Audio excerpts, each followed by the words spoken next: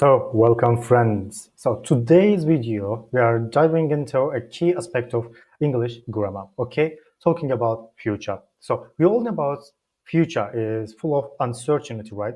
But when it comes to language, actually, there are clear ways to express it, whether you are making a plan, prediction, or simply discussing what's to come, okay? English offers several tenses and structures to help you do just that. So in this video, we will break down the most common ways to discuss future events, actions, situations in English. So we will look at phrases, actions, situations in English. So we will look at phrases as well like will, going to, and even the present continuous tense, present simple tense, all of it serve slightly different purposes depending on what you want to convey.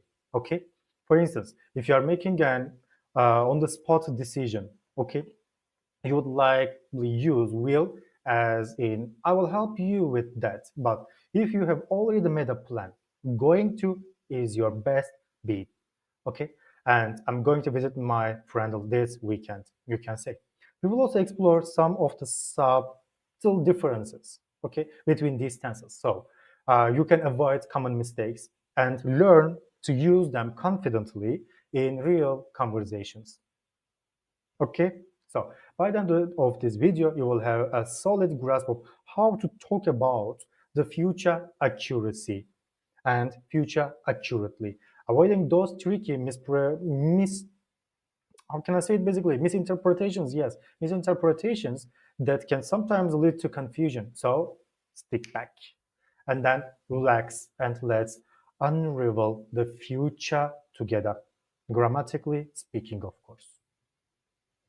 So the present continuous tense. Now, this tense is pretty versatile, right? You probably know it as the one we use for actions that are happening right now. Like I'm recording this video, you are listening to it, you are watching to it, okay? So, but here is where it gets interesting. The present continuous tense also works for future events, specifically planned or scheduled ones. Also, let's break it down. The structure is simple. Am is our plus verb ing.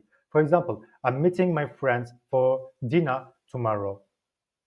Now, this isn't just about what I'm doing right now. It's about something I would plan for the future. Okay? It implies that the dinner is scheduled and it's pretty much set to happen. So here is another example. I'm leaving for vacation next week. This means the trip is already arranged and I'm ready to go. So present continuous helps you to talk about future actions that are organized or arranged in advance. So to sum it up, when you have got something planned, a meeting, a flight, or even a simple dinner, okay, this tense is your go-to for communicating those scheduled future events. So, guys, the present simple tense, okay? Now, you might be thinking, wait, it's not present simple. You should talk about habitual actions or facts. Yeah, you can ask. And you would be absolutely right. But there is more to do it. And that is what we are focusing on today. Now, the present simple tense can be used to talk about the future. And now, how does that work? Okay, well, the present simple is often used to convey scheduled or fixed future events, particularly when it comes to things like timetables, calendars, or official plans. Think about public transportation, for example. If you say the train departs at 7 a.m., okay, you are not talking about what's happening right now. Instead, you are talking about fixed, predetermined event in the future.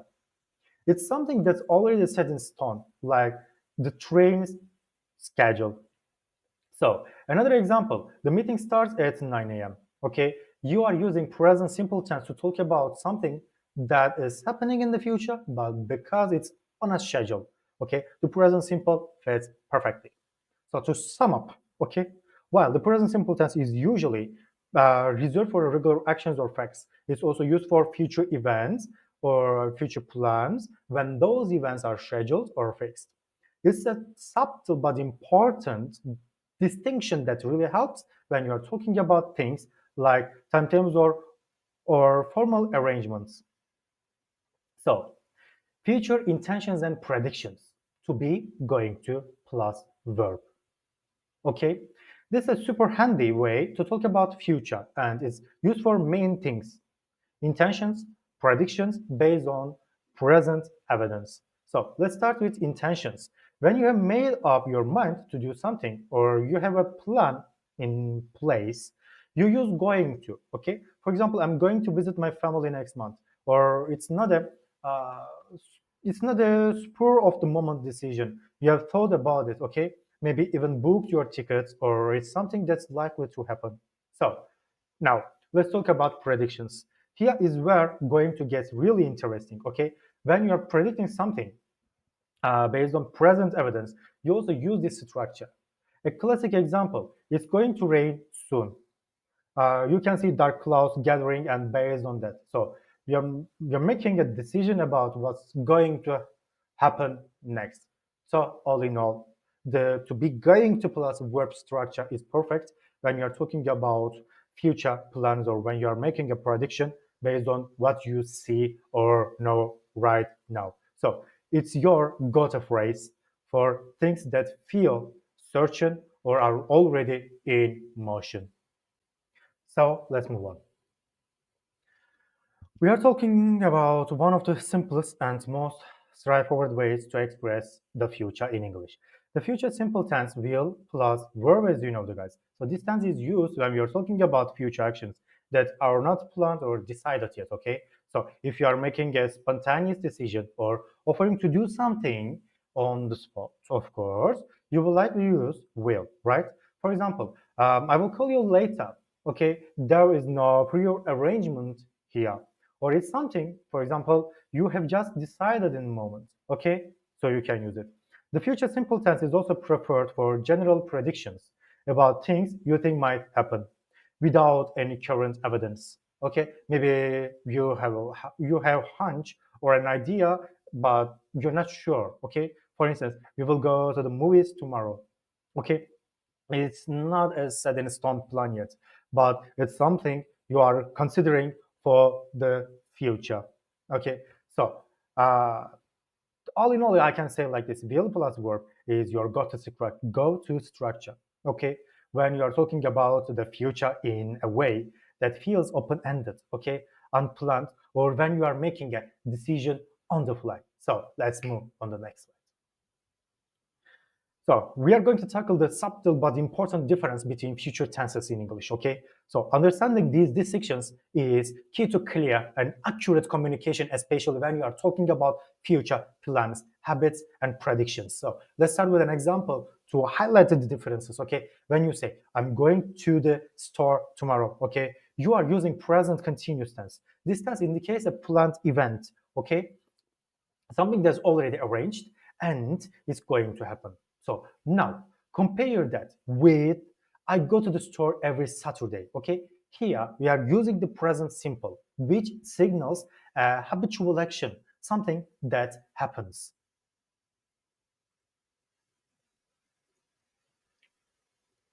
especially regularly and not just once. Okay, guys. So next, take a look at this. The train leaves at 10 a.m. Okay, this is another use of the present simple, but here it conveys a scheduled event. The train's departure time is fixed, okay, like on a timetable. So, but if you say the train will leave in a few minutes, now we are using the future simple formed with will. So this suggests a more immediate future action, likely based on what's happening right now, like seeing the train getting ready to depart. So to summarize all of them, okay, present continuous. I'm meeting my friends for dinner tomorrow, a planned event. Present simple. The movie starts at 7 p.m., a scheduled event to be going to. I'm going to visit my family next month, a planned or intention. Future simple. I will call you later, a spontaneous decision or general prediction. So let's move. We are talking about something, okay, we have all encountered common misuses of tenses, especially when discussing the future. Even when you know the rules, it's easy to slip up and use the wrong tense, okay? So today we are going to focus on some of the most frequent mistakes, how to correct them. So let's start with the present continuous, okay? This tense is often misused for future events that are not planned or scheduled. For example, if you say, I'm going to eat lunch, okay? It sounds like it's a set plan, right? Something that's been arranged in advance. But lunch is usually more spontaneous, right? So the correct phrasing would be I will eat lunch soon. Okay, this uses the future simple to express a spontaneous decision, something that you have just thought of. Okay, next up. Okay, next up is a common error involving to be going to.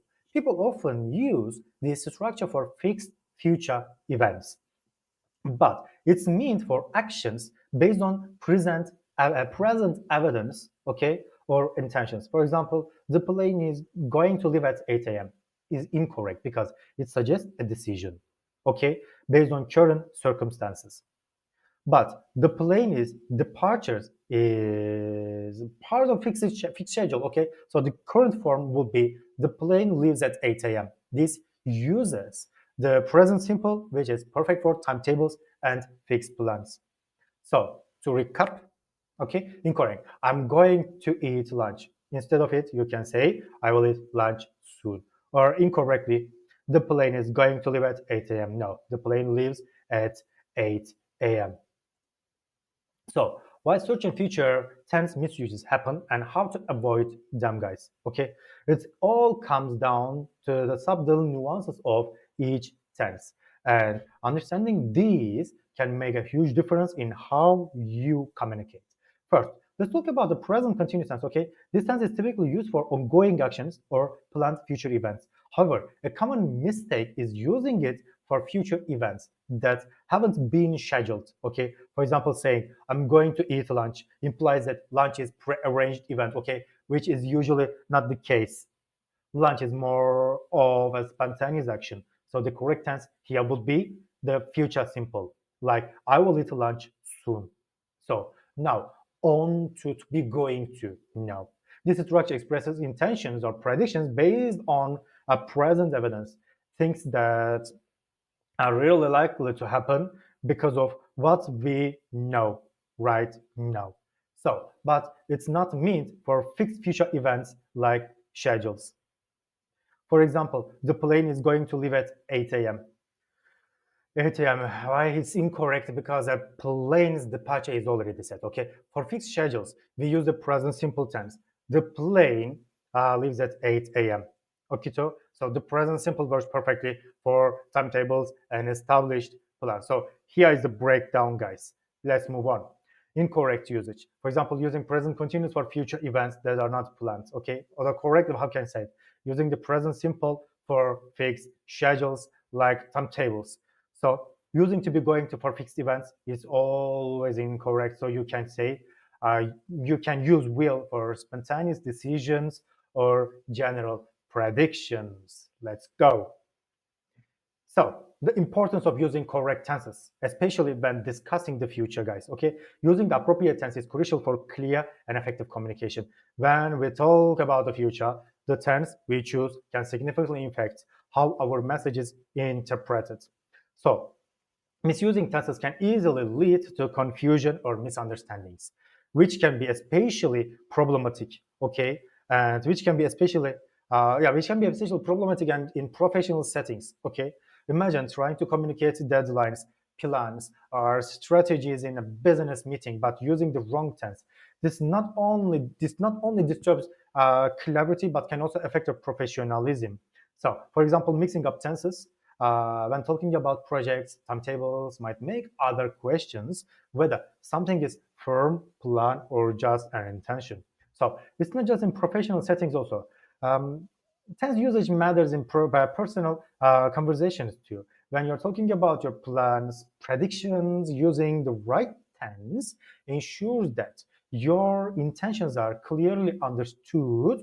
And if you say, I'm going to visit, for example, I'm going to visit you tomorrow, okay, it conveys a different message than I will visit you tomorrow, which sounds more spontaneous and less definite. So whether you are in business presentation or just chatting with friends, okay, using the correct tense is the key tool for avoiding misunderstandings and make sure your message lands exactly as you intended to. So let's change. So we have discussed about future tenses, understanding how to correctly use different tenses.